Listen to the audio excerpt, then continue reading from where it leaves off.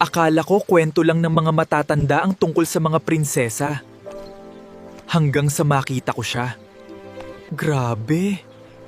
Ang ganda niya talaga. Totoo nga ang tsismis sa kaharian.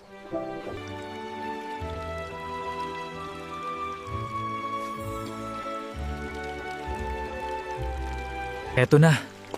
Kaya mo to, Lancelot. Umayos ka. Oh, magandang araw. Ikaw ba ang bagong kabalyero sa palasyo? Oo po, ako nga po. Para sa inyo pala, mahal na prinsesa. Salamat. Ang bango naman ito. Ako nga pala si Odette. Huwag ka nang mahiya sa akin. Isang karangalan ng makilala ka, Odette. Sana madalas kitang makita rito. Araw-araw naman ako rito. Pwede mo akong samahan tuwing hapon. Nag-message na siya? Lancelot, kailangan ko na palang umalis. May kakausapin lang ako. Sa susunod na lang.